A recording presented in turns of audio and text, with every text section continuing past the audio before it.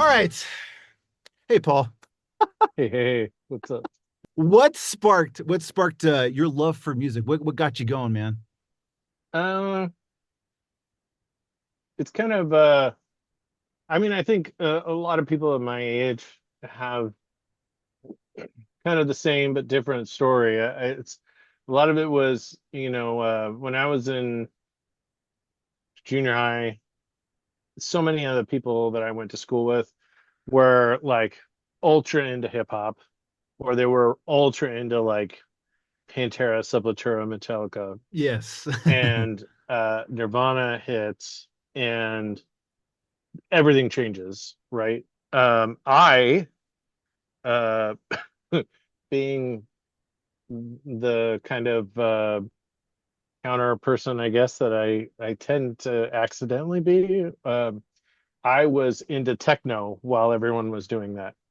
While they were all into hip hop Interesting. and metal, I was like, dude, Zoo Rave 2 is killing me right now. I'm loving this. But Nirvana being the great unifier, it was a huge, huge thing for me. And then I immediately became obsessed, passing around cassette copies that had been duped two, three, four, six generations down Yeah, yeah. of live shows and unreleased stuff, and just I lived with my Walkman and my headphones Oh between yeah, dude. class. Yep. Um, and that was like the really big sort of impetus for me. And I had a good friend from my high school, and my best friend, and we both worked at the same place. And he bought a drum set, and I helped my cousin re-roof his house, and he gave me a Squire Strat, one of those crate 15-watt Yep. terrible amps, solid state practice Yep. amps, a chorus pedal. All I did actually get rid of that crate, and I have since run into it again and just grabbed it for posterity's sake. But I still have the Strat, and Really? I still have that pedal, that chorus pedal. It is solidly in my massive pedal board. Is it It's in is it a there. boss or which one? Which is it? It is a Boss stereo Yes. chorus, the FX 65, I believe. Okay, hold on. Let me back up a little bit. What When Nirvana came onto the scene for you though, was it someone that introduced you to them, or is it something you saw on TV or something you heard on the radio? Like, It was the radio. I mean, granted, we're talking too long ago to me for me to say audibly and feel good about my age, but plenty plenty of time back then. But it was a lot of that kind of hit, and Soundgarden. Like immediately you get clicked into Soundgarden, and then a buddy had a Mudhoney tape that he passed me, and then it's like you start reading magazines, and you're like, oh, Screaming Trees and Tad, and then you run into the Wipers, you run into it's like um it becomes like a fast moving train of word of mouth. oh yeah. And I mean, that was the only way anything worked back then, was literally word of mouth. Someone handed you something. Everyone, used to do read the liner notes, and Yes. what bands are they thinking, and who are they touring with? Yeah. Um, I mean, that really like pushed and sort of propelled me.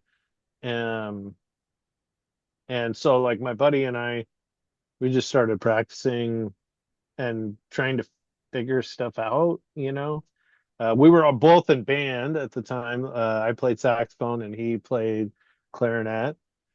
And then we just started going, and I mean, that was the days back when, we would practice, 3, 4 hours, three Yes. times a week. because that was all you wanted to Yeah, do. yeah. Oh my gosh. It was like, All I the time in just the want to world. get up there and play the same song over and over and over. Yep. Yep. And, you know, we just, found, my buddy had found old tapes. We used to take this little Walkman and shove it into this beanies that his mom used to crochet these beanies, and we'd shove it in the beanie and put it around the corner in the bathroom. And then we would hit record, and then we would like record practices and then go like back and listen to them. And he found reams of these tapes, Oh, like really? two stacks, probably maybe 2 feet tall. Oh my Just two. gosh. I was like, I don't I have no idea what's on there. And I mean, but we made our own Noise. albums, on tape. We did some tape stuff like that, some 4-track cassette recording stuff, and Did you guys you did you know. guys have any clue of like of recording yourselves? Like any kind of knowledge of like, you know, don't bring that too close to the microphone or too close to the tape Oh recorder, any no, of that stuff? no, No, no, we had legit just Radio Shack raw. microphones. Oh my gosh, it was crazy when we started doing the 4-track. And I mean, this there was like a Radio Shack mic that I think could not have weighed more than an ounce. It was so thin and So so janky. small. It probably cost like $3 or something like that Oh at wow, the yeah, time. those. Or you got it free with some kit or whatever. And my buddy just like he had the 4-track, and then was just like, well, we just do it and try and set the levels the best, and then we listen back and go, well, that sounded good, or that was too quiet or too loud. And then you would try and like mix things and bounce everything down to the one track, and then go back and try and add Oh stuff. my And gosh. yeah, I just found, oh gosh, uh like a couple months ago, I just found the original whatever cassette that we made that way. And it was just we had like 2 or 3 copies, and it was like, this is wild. I W- was afraid to like put it in and listen to it. I kind of want to just let it be what it was and put it back up on the shelf. Oh, so you did But listen to it. no, no, I can't. I don't know if I don't know if I want to. What Um, brought that on? oh, it's semi-music related actually. I got to the point in like my gear buying, having been in shoegaze bands and like whatever, like accumulating stuff, playing with different people. I had I mean, you're never quite always done buying gear, but I got to the point where I was like, I don't have anything else like big Yeah. that I'm gonna get. And the only thing that I had left was a drum set, which I've since gotten and refinished that, from sanded that down, repainted the whole like kit and caboodle. Wow. But uh I kind of was just like looking for like another hobby. And I'm like asking around to my friends, like, what do you do? What do you do? And there's guys that are like, oh my God, you got to get into these guns. You're gonna go shooting and stuff. And I was like looking at prices, going like, bro, I do not want to spend $50 in an afternoon just to say I, like I shot my gun load at this tree or tannerite or whatever. I'm like, this is not the kind of money I want to be spending. And I had a friend of mine, a very, very close friend of mine, that we actually planted a church together. Very good friend of mine. Mhm. And he had been smoking a pipe since he was like 13 or 16 or something like Oh that. wow. And Okay. I think he's like 5 years younger than me, Mm. maybe right around there. I was just like, I don't know. And I've always been very intrigued with it. Obviously, anybody Yeah. that's read Lord of the Rings or watched the movies or Sherlock Holmes Yeah, or right? anything, there's some kind of like allure to that. Yeah. And I I was like, hey, I was like, I started asking him questions. And I got like for Christmas, I got like an Amazon gift card, and I bought I again, the contrarian that is my life for some rare reason. I bought a meerschaum pipe and um on Amazon, and then like started he gave me a bunch of tobacco to try, and I started trying to learn, and just worked from there out, and which consisted of me sometimes with like this open fire pit barely on the back porch of, out the back of my house, trying to burn anything to like semi keep warm, 2 or 3 coats. It's snowing outside. I'm like, I'm gonna figure this out. Uh, and and really pipes ended up being extremely cheap. This, however, not cheap. This is a very expensive pipe. It But looks fancy.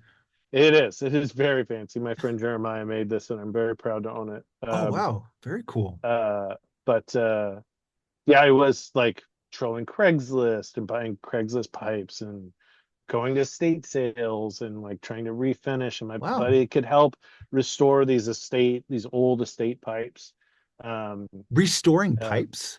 oh yeah, I've never heard of that. it's Wow. huge. Yeah, Okay. but probably the best pipe I ever got, I got from Craigslist for $5. It was a 1936 Yellow Bowl, um, and probably one of the best smoking pipes I ever had. I gifted it to my son on his 18th birthday, which he then got stolen out of his car when it got broken into. Which, Who steals a freaking pipe? Oh my oh, I mean, gosh. they were just grabbing Oh, everything. Like okay. they it was just one of those things, and it I got said, wrapped up in it. like, I Yeah. just got a picture of people like stealing Who, pipes. yeah, who's gonna like really? They're probably threw it away. I mean, Yeah, it, yeah, yeah. it's a meditative. It is Almost kind of therapeutic. it's a metered. Everything it's like a metered. It's you're forced to slow down, but you can't go too fast. You can't go too slow. You need to like have that kind of like just rocking back and forth, the meter of the draw and flavor, and just taking your time. It's kind of like it's similar to what G.K. Chesterton says. No man grows a beard in a moment of passion and fury. Yeah. Like you can't you can't smoke a pipe in a hurry. I mean, you Yes. can, but you're just You're it's losing. what all- what yes. yeah. It's like me and doing coffee because I've become a huge coffee snob thanks to Oregon and where you're at. And yeah, and it's the same thing for me when I do coffee. It's just I love the process. I love I love the smells, I love grinding, I love measuring, I love all that kind of stuff and the pour, just all of it. And it's very therapeutic for me. And there's something about the process of that is slowing Yeah, down, doing something, creating something that I'm going to enjoy and it's yeah, I it's guess very kind of similar. similar. Yeah. Yeah, yeah. I don't drink any coffee, which is, I know, sacrilege, especially to my wife, who is a for real coffee snob. Used to be barista, very like knows her stuff, very very sensitive palate, all that stuff. I high And five she's your like, wife then. yeah. And I'm like, no, thank you. I will have a Diet Rockstar. You're welcome. I would live off them if I could. If they make Oh, me happy, it is my coffee. I'm fine. I'm just fine with it. all right, all right, all right. Okay, teach their own. I, Again, that's cool though. the theme of being contrarian, it True. is my life. Well, that's great. I love that though. I like that you do that. That's cool. Yeah, dude. So, sorry, to back into more of the your beginnings though. Uh, when you guys started practicing and started making these tapes and stuff, did you guys actually, hey, let's actually form a band, or was it just something kind of just fun to do? And or when did you actually kind of start taking it serious? Um, oh, we were deadly serious. Oh, okay. But we're teenagers. We couldn't keep a bass player to save our lives, so we were just like, forget it. It's just the two of us. Um, and we played. I mean, it's like what, especially then, there's no like, unless you know people booking shows, if you know, unless you know you're in that community, you just can't, there's no way to sort of get plugged in. So we played like garden parties and like, like little knickknack stuff. And like even in our senior year in a high school, when the sort of shift from the Gen X transitioned to us being that weird exennial micro generation between the two. When we became seniors, went from Madonna to Nirvana. Like that was we were they had benefit concerts at school for like Dornbeckers where people could take out of their like what was it like study hall, and if you came and you donated some money you could come sit in this concert. It was kind of like Oh, a interesting. variety show or whatever. Someone would play an accordion or people would do like perform little play things or whatever, but every time they invited us to come and we would play for like a half an hour, so we got to do that like during school, which is pretty cool.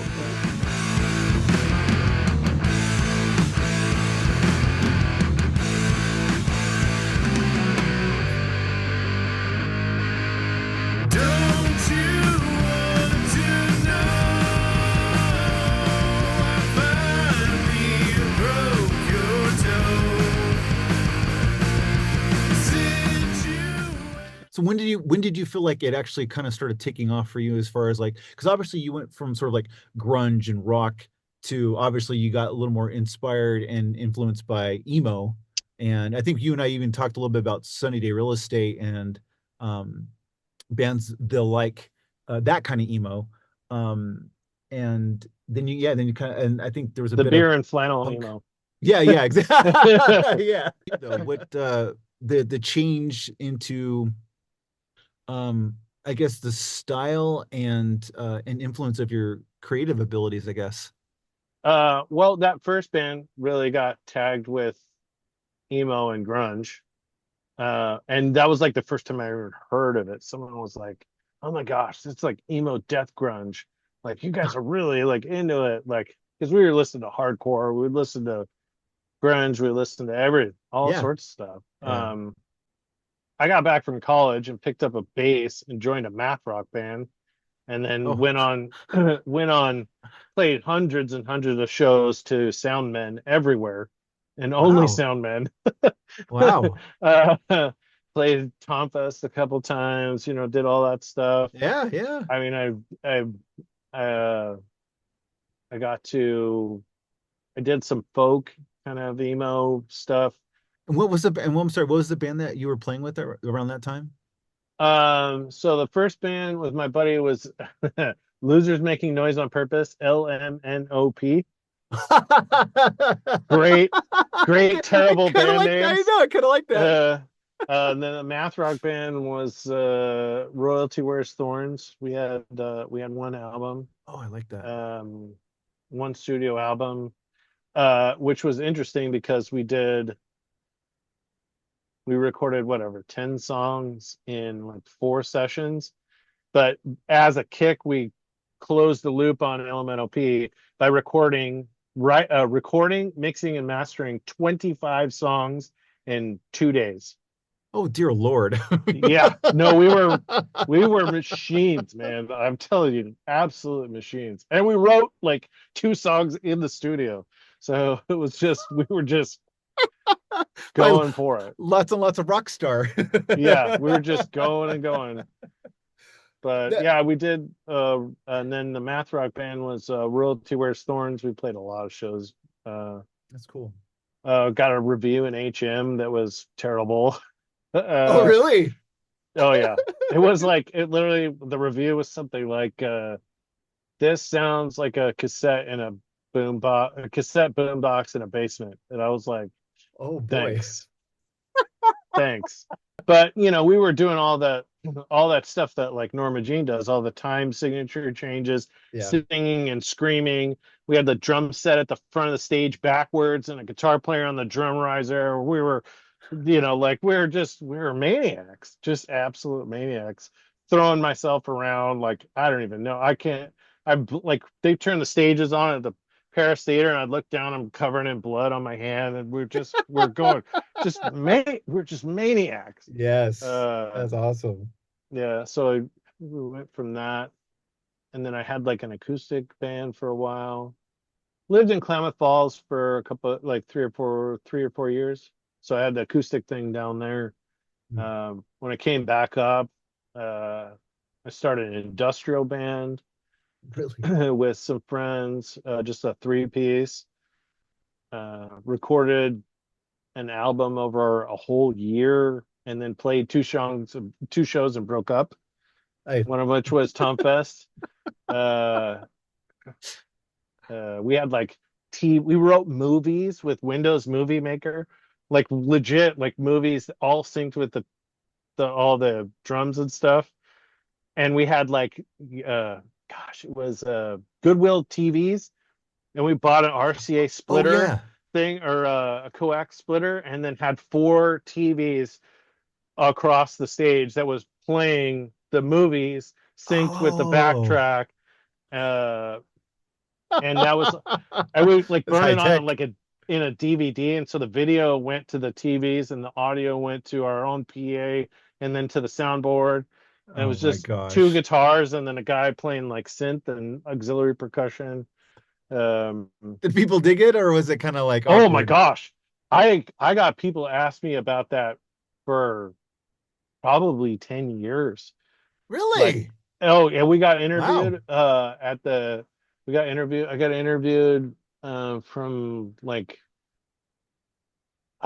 there's like a something Rocket magazine that happened to be there.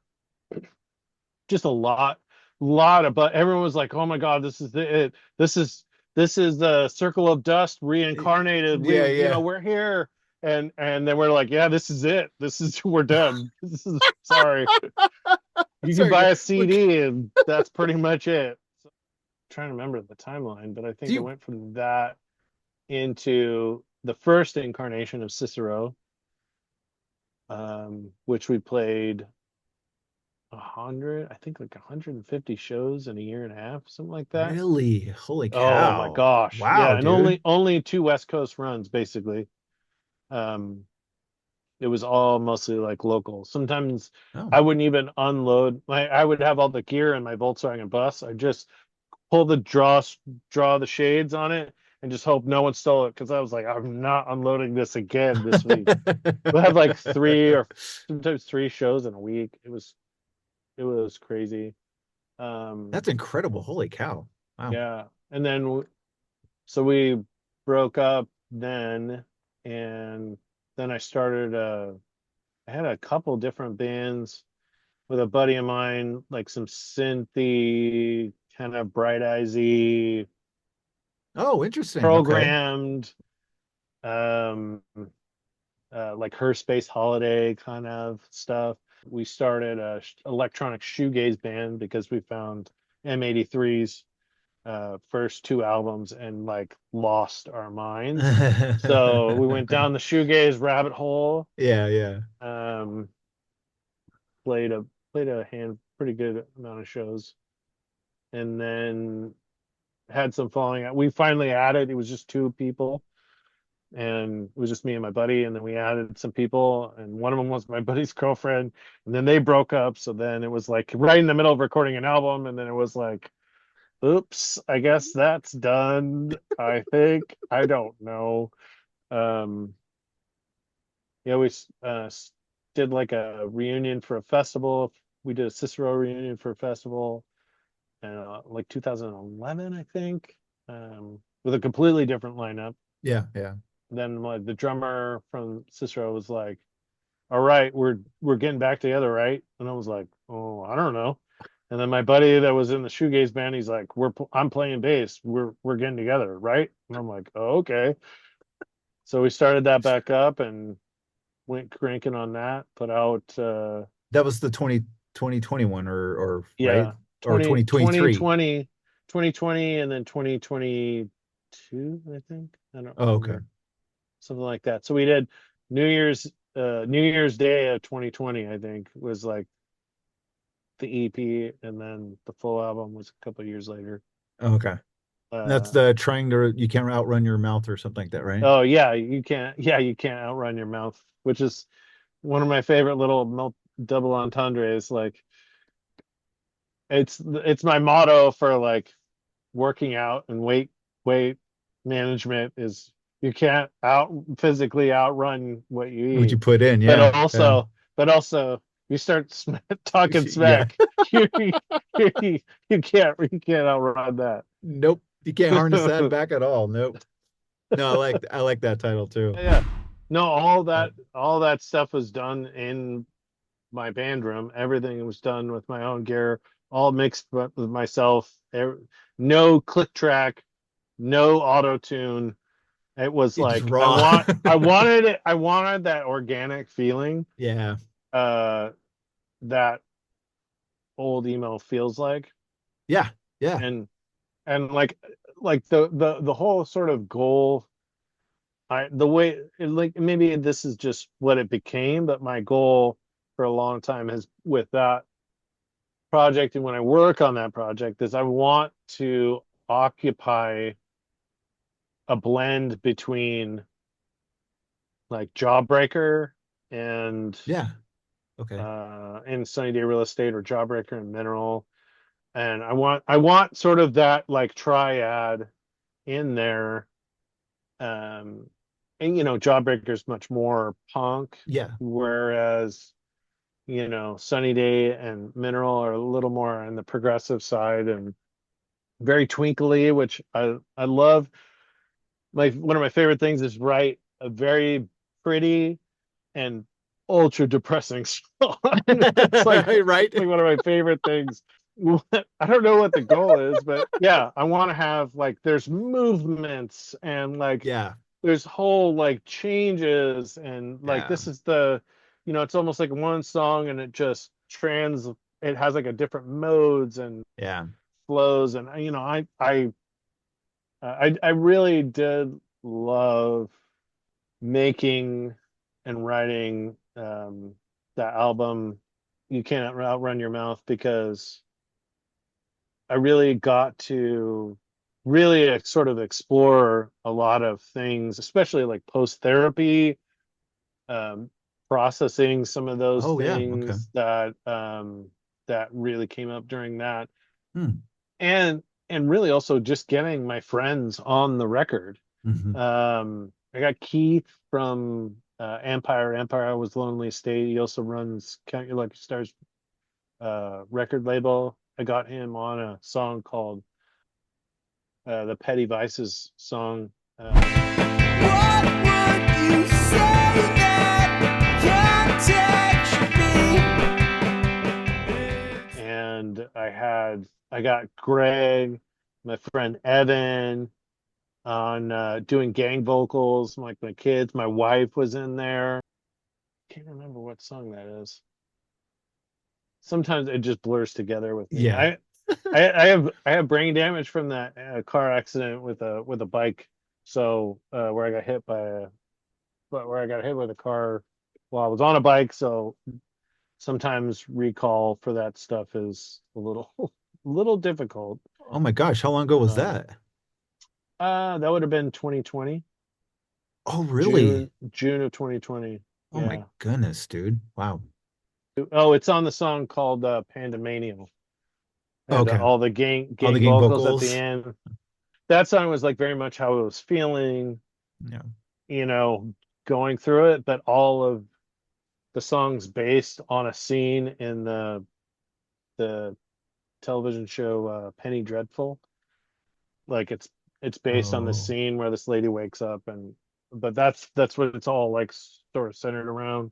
Oh, okay. But Interesting. there's a lot of where Party Talk and Petty Vices is based on two different Vertigo comics and these really heavy conversations and two really, really heavy things in both like a John Constantine Hellblazer comic and Mhm. a Sandman comic. There's a lot of like inner stuff that's like stuff that I had to like process through therapy and Yeah. things like that. So it's a very raw album emotionally, but try to make it as pretty as possible. No, there was plenty of that in there. I was really, like I said, honestly, it grew on me because I think I didn't know what to expect. So when I listened, I gave it and really kind of gave it the time. I was like, oh yeah, I really dig this. So I'm glad he shared that with me. So I appreciate you giving it a spin. It's hilariously how little plays any of that stuff gets. It's oh no, comical, like yeah. especially compared to the amount of time and effort I put into it. I was like, Isn't that the uh, bugger, dude? That's so frustrating. Like especially like, okay, for me, like one of my, I'll just share this real quick. Um, so I think I might even share this before one time, but so my band, The Spacing Effect, my favorite song that we did on our full length album, um, I see, I can't remember the name of the title of the album, but the last song is called Tremors, and that's the most like personal song for me, and it rarely ever gets played. And that song took me forever to record because I wanted to have the right lyrics, I wanted to have the right melody, I wanted to have the right emotion, and I finally got it after years of putting, or not years, sorry, that was a little dramatic. After all this time, actually hours of just putting off, and then finally getting to it, and like, okay, I'm getting the right feel I wanted to have, and like, maybe a small handful of people are like, hey, I really like that song. That's one of my favorite songs. Oh, really? Thanks. But like, it doesn't get any play. I look at the plays, or whatever here and there. It's like one every like 6, 7 yeah, months. So I yeah, feel yeah. yeah. Well, and that's the same thing with Teeth for Eyes. It's like the song we just keep laughing that the song that we put literally the least amount of effort and time that was gonna be an instrumental, and we're gonna throw away, I think, auto like improv the bass while recording it, like just figured something out. Yeah, yeah. What? Not even like before recording. He just like On the hit spot. play and he's just and you're like, what? And that's the one everyone's like, oh my gosh. But like the one of the ones that like Greg and I think are like probably the best, which is everybody knows. I mean, That's a good song. I was like, man, I like the lyrics and the melody. I just could not find it. I was like, I'm not going to screw this up by throwing something haphazard in. I'm going to keep like just beating, just chipping away at it until I find something. And then, I think we worked on, or they put up with me not having something for, I think, months and months. Um, and it was to me, it was like one of the most like hard fought vocally and lyrically songs, and like we both think it's probably like easily one of the best, and no one says anything about it. It was like, oh, okay, all right, Yeah. yeah. Well, We've had a lot of people like bring up what is it, people have said like we keep laughing about it because we've heard Misfits, Glenn Danzig. We've heard that a few times. A lot of people brought up the Queens of the Stone Age, and I oh, will okay. I I can kind will of see that. legitimately tell you, and I'm dead serious. I have never once voluntarily listened to a Queens of the Stone Age or Danzig or Misfits song once in my entire life. I remember you said that. You said that when we were talking about it, and I And found that hard to believe, but I totally believe you because I remember you said you wanted to be like, you know, fresh of like never hearing it, so that way you're not, well, influenced or now now I whatever. have to. Now I have to maintain that because I don't want to hear it and then start feeding off of it. I want to make sure that's a clean delineation. I have no 0% interest All right. influence by that whatsoever. But okay, I but respect them. I respect them. Don't get me wrong. I definitely respect them as musicians. I just have no interest in them. I understand that. I get that. And I like that.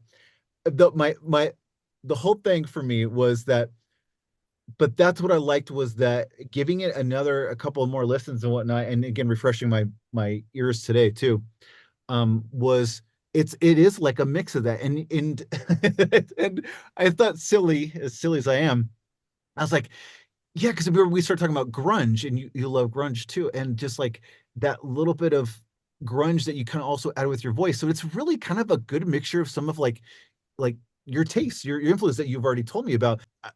I really, really like that your voice is different than a lot of stuff out there. I love that the punk of the albums is capturing the old school, but with a little bit of flavor of like thrash, a little flavor of grunge, a little flavor of old school punk. It's a really good blend. And there's sometimes, honestly, I sit there and go, how you did the vocals for some of these songs, I'm like, I don't know how you did it. And again, this new album, I feel like is so much better than your first album. Because again, and then I told you this face to face, was I liked it because you seemed more confident in what you were going for. And I feel like you pulled it off a lot more in this one, because I feel like the songs were stronger. I feel like your vocals were stronger, and it had a lot of energy in this one too that I think the first one had, but this one brings a lot more to it. I think, I don't know, I thought it was really well done. I definitely appreciate that. And yeah, I mean, I think um kind of almost to your first point, like I honestly think the best descriptor of the band is grunge, honestly, because I remember I read this book, can't remember the title, but it's an oral history of grunge. And in it, one of the guys interviewed described grunge as the chasm between metal and punk. Yeah, and yeah. and real grunge like Screaming Trees and Tad and all, all of that, it occupies that space. Mhm. There's the melodicness of like uh in metal, and it has the fast aggression, no solos, like, not zero solos, but it's very minimal. Mhm. It's very much it occupies that in between, and I feel like I'm very thankful that that's being kind of a goal has Mhm. actually kind of come about a little bit. Um, but yeah, I've heard some people say that they feel like I've improved, or I really found out what's going on, and really, truth be told, is Greg's started writing stuff that's a little more in my pocket, Yeah. a little more in I mean, you listen to the Cicero stuff. I mean, there's time, there's everything is like all over the place. It's Yeah. long, drawn out and stuff. And so we've been writing, longer songs, and really just trying to come up with different things, and trying to push ourselves. And then it just comes out. But I think a lot of it comes down to, um, you know, Greg coming up with something that's a little more in my pocket, and then we then I'm just trying to find things to fit and make the song better, because obviously, like, Greg and Mike are ultra tight and a great songwriting duo in their own right, for Yeah, yeah. sure. Big time. So my goal is, and anything, like all of my input and stuff on song structure and anything like that, is always just what's going to make it sound better, Mhm. what's going to add to it and not subtract. Yeah. Like, I don't want to be a distraction from it. I want what they're doing. I want to take what they're doing to another level, Yeah. and not like being competing in any way. Mhm. Um, so that's and a lot of the stuff that they was on the first EP was stuff that he had written a long time ago. Maybe it was going to be for a Crux thing, Yeah, and that's right. I they remember mentioning recorded, that. or they were written this from that. It was a lot of that kind of stuff. But even on that first EP, literally the song we finished right before going to the recording was 1,000 Half Loves, and I think to me that's the song I'm definitely most proud of on that EP for sure, because it's both sort of punishing and has the melody that really kind of encompasses us a lot better. There was Yeah. kind of like the not, that was what became sort of the first sort of four step into more what we have become. Mhm. And I'm like ultra proud of that song. I'm actually really ultra proud of. I did the vocals on that song in one take, and Nice. as I finished, like I finished, and he hit stop, and Greg just goes, "Whoa!" I was I like, can, I "Yes, can see him yes." saying that. Uh, That's so great. When you can get uh, Greg to do that. yeah, it's a that is a cherished memory for me. I love That's that. I'll hang the mission accomplished banner up for that one. Like, holy crap. All right. Did, But did he yeah, act, did he actually smile? yeah. Or just It's slow? just like, Uh, yeah, it was definitely it's starting just, to go up a little bit. yeah, a little bit. I tease him about that all the time. My goal has just been like, uh, what Greg comes up with is honestly pretty ingenious and all over the map. And he comes with these crazy and outlandish ideas, and it's like, okay, well, all right, what am I going to Yes. do? It's Yes. and literally from the very very first song that we ever like wrote anything to, um, which was like a minute long, I think. I think it was Far From Home. I Oh, can't remember. okay. I think it's literally clocks in at like a minute and 2 seconds or Yeah, something like super. that. And my goal, like and I was like, That's the I Want Violence one, right? yeah, yeah, yeah. Yeah. And he goes, they sent me some demo stuff, and I sent him some stuff back, and I was like, I don't know if this works for you. Like, like I just recorded something at home or whatever. And then we worked on it, and I was like, and literally the whole time I'm like, I'm used to these big epics. How am I going to write and convey an idea In a minute and at 10 at all seconds or in a something. minute and 2 seconds at like 200 BPM? I'm like, what? Holy crap. Yeah, yeah. Yeah, and Greg will come up with these ideas, and I'm like, then it just becomes like this puzzle. Like, how am I going to work with this? How am I going to, like, how do I find my way through? Where do I find the melody? Is like, Yeah, yeah. whoo wee.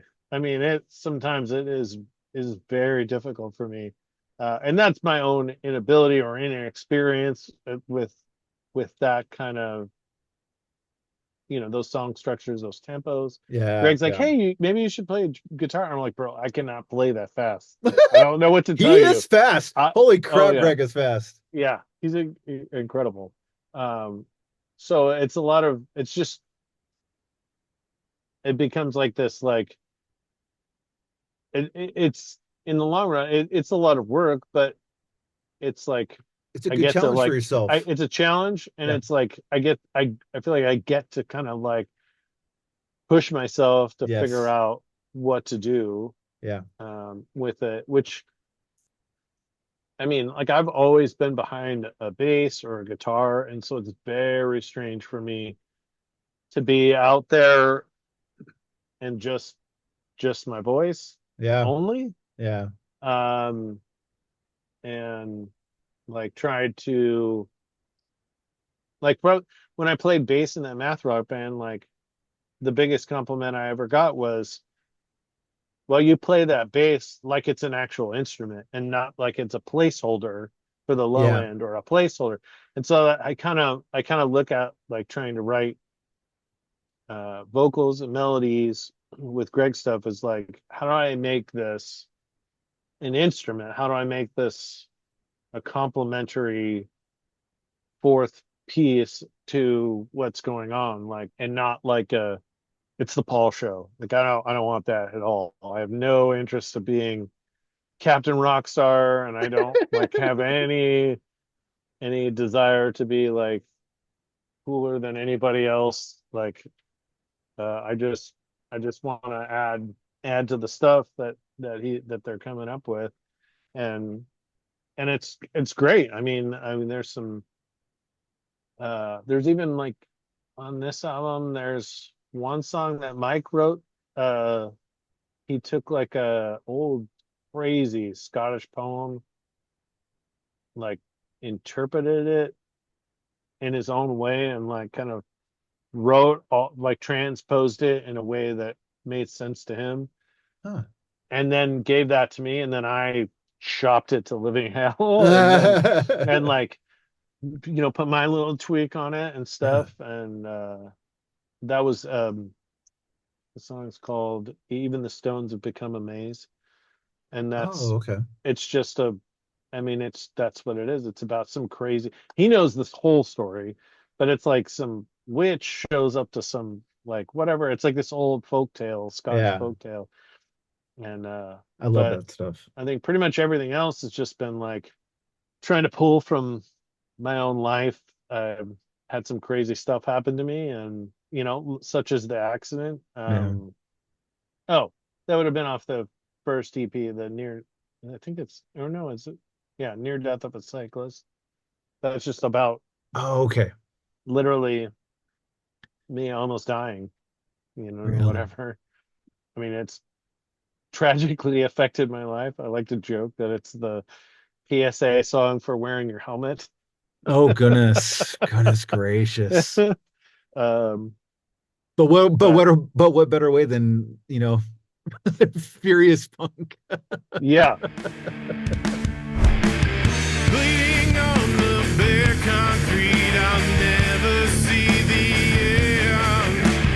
Broken by a little force attempting to defend. Colored by the black and blue, no make. Are you guys just focusing right now on just playing shows till you guys kind of just come to the next, batch of songs, or are you guys already writing new songs, or Oh, we what's? are definitely writing new songs already. Yeah. So that, yeah, it's kind of, I literally told my friend the other day, I was like, it feels kind of daunting, like now that this is sort of done, to like start from scratch again. Like, woo, wow, this is Yeah. we've got, like I think four songs on the burners, and like another two or three or maybe more kind of almost in the wings. Um, One very much that fits with I'm like my vocals. I'm like, oh, I gotta really, this is all candy to me. Um, and some other ones that I'm like really, that I've already like written verses of, and I like, even last practice I just scrapped the entire verse, just copy, cut, and paste it down and into my little idea tray and start from scratch, because it just like I could not get it to work. Yeah. Um, Yeah. just it's a fun process. It's an arduous process sometimes, but it's kind of the juice is worth the squeeze. So we've been having some fun writing new stuff and trying to work our way around these crazy ideas Yeah. uh that are kind of all over the map, and some of them feel like really cool and natural. And I'm like, bro, I don't know anything of what I would sing with this, because it sounds so perfect like as it is, but I'm like, there's something there. There's something Yeah. there. Yeah. I just I gotta mine it out. I gotta find it, and so I'm pretty excited for that. I'm Well, excited for the response that the album's gotten, the new album's gotten. you guys got a crap Just ton of plays. That's pretty nice. surprised, Or monthly for listeners. Yeah. especially, yeah, for especially, yeah. I think Greg just sent me a text, I think Friday, that we're up to like over a Over a thousand monthly thousand. listeners, and I Yeah. was like, whoa, like I don't, I mean, for again, well, we've got sort of like two labels, whatever, working with us, but like we're just doing we paid for the album to record the album, and they're doing the distribution and stuff. But like other than like playing shows and Greg's sort of masterful hold on the Instagram, that's I mean it's not there's no like machine behind us, and Yeah. it feels very organic, the response. So I feel very sort of blessed and thankful that it's at least like anything is hitting and grabbing anyone. Yeah. I'm always excited about that. So that's been really cool. We got a really good review on Indie Vision. Uh, Yeah. Yeah. yeah, Brandon. Yeah. like because it's been a labor of love, and we love hanging out and spending time and writing stuff, and it's been a Well, it's, lot of work, but we're really happy about how it's turning out. yeah, man. And it's been really cool to see the evolution of it. Cause I remember when Greg first was texting me or getting a hold of me, you guys were just starting. And he goes, yeah, we got a couple, songs. I don't know what we're gonna do with them. And just kind of like nonchalant about it, and very Greg. And and then and then it just kind of really started to kind of build and build. And oh, my son's playing bass, and then it became a practice. And then it's like, oh yeah, we got a couple songs record. We're going to the studio. And then again, it just started to really like sort of go. And then oh, we're playing shows, and now we're playing shows with this. And it just is really been that's one thing I absolutely love about the past couple of years, even though I haven't been talking with a lot of bands within the past couple of years, but watching the development, the evolution of all the ones I've talked with or the ones I want to talk with. But it's that slow build. Yeah. And even if it doesn't, and going on what you said a little bit earlier, it sometimes doesn't even matter if it's like, you know, 50 or it's less than 50 of listeners or plays or whatever it is. I'm thankful for just anybody listening to my stuff. You know, Yeah. I think the most I've ever had was probably maybe 70 monthly listeners on seven times driven, my punk project. And I was just thankful that anybody was listening to these songs. I think we And might have like three on Cicero, so yeah, see, but that's what I mean. There's still three people that are listening to your stuff, And again, it seems silly, but all these other bands, I got the thousands and hundreds of, and that's good. That's awesome. I'm so glad because I'm sure it took a lot to get to that point. And you know what? It took me a lot to that point of getting 40 monthly listeners. And yeah. I'm happy just enough that anybody's given it the time of day. Um, There's but a I want. glut of music out there, Oh yeah, just it's to just have anyone ridiculous. choosing you, it's like it feels in today's environment, it feels pretty cool. Yeah, feels special. Well, man, uh, I, I'll do this instead of going through. Since I'm personally running late, I'll ask you one question that I try to ask almost all my guests when I remember, but but it's this one: is if you had the chance to any band, if you had the chance to be in the studio with one of your favorite bands creating one of their most influential albums, which band and which album would that be? Wow, that is a heavy question. I had someone give me like two or three bands, so I mean, if you want to like, you can spill a couple if you want, but Yeah, gosh, um, it's kind of, I mean, like it's not even like your favorite album thing, because yeah, it doesn't even have to be your like favorite I album. like I have Roadside Monuments 8 hours away from being a man on my arm like that, but like I don't ever feel like I could. It would feel like too much for me to have been there.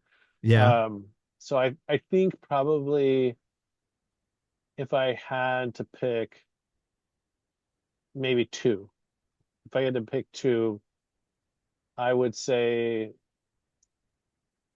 Pedro the Lions. It's hard to find a I'd find a friend. friend. Yeah, Um, that had a huge influence on me. Um, big time. People referred to me and Cicero as the angry David Bazan. Um, um, and probably Cursive's the ugly organ. I don't think I listened to that one. I'll have to give that a Uh, tumble. yeah, that one is that one was pretty life changing to me, and that that band in particular, but and that album in particular spawned thousands of bands. And this will tell you, I remember because I loved Domestica. I love Domestica, which is their album before their full length album before that.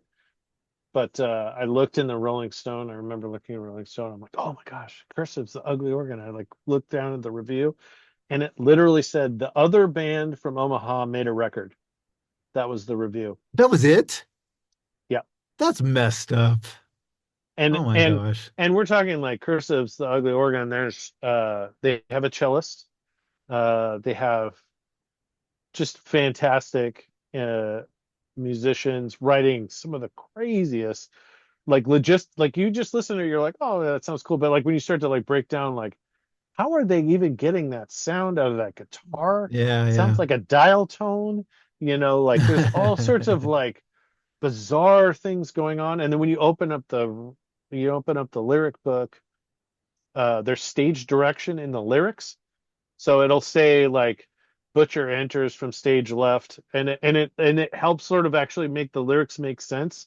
It has Really? full stage direction in the lyric sheets. Wow. Um, I really will but have to give this a tumble. I yeah, like that kind of thing. yeah, and that was super impactful. And then obviously like Pedro's, it's hard to find a friend. I mean, like I think I learned how to play all but I think two of the songs on that album. Yeah. And I used to just cover when I did acoustic stuff, anytime Cicero did acoustic songs, like an acoustic set, Mhm. I always would finish by covering the Secret of the Easy Yoke. And Oh. and and I I can't sing after I finish that song because I start around at the end to the Yeah. point where I am just almost like screaming. It's like this round over and over and over. Yeah. And I think the first time I ever saw Pedro the Lion was at the barn at Tom Fest, and there was bench seats that they had set out, and it was just him. And Oh my gosh. when he played that song, and I didn't have the record yet, and I'd never seen him before, and I'm sitting there, and he played that song. I actually wept just openly. Like I, Yeah. it's only happened like twice ever, and um, that was like it was really heavy and a big impactful experience for me. So just sitting in the studio and watching either of those Yeah. be Be- created would have been mind blowing. I mean, there's so many cool like studio stuff. Like, Yeah. Yeah. I mean, I remember even seeing like the video from the studio when the Faint recorded Dance Macabre, and like Oh the yeah. bass, they Yeah. cut the 15-inch speaker. They cut a lateral slot between the center of the cone and the end, and shoved a splash cymbal in there, and that's the distortion on I Disappear. Are you The serious? distorted bass on I Disappear is literally has like the 15-inch speaker has probably a 6-inch slit, 6 or 7-inch slit cut laterally in there, and they recorded that, and then the speaker was dead after that. They couldn't play. Dude, that's Yeah, rad. I did not know that. That's cool. Yeah, dude, thank you so much for your time. Hopefully maybe next time we can get even more of the Teeth for Eyes guys and then see you guys kind of just yeah, bust each other's chops and stuff and share some more yeah. It'll be stories. fun. Uh, It'll be a lot of fun. No, thank you. I appreciate you having me on for sure.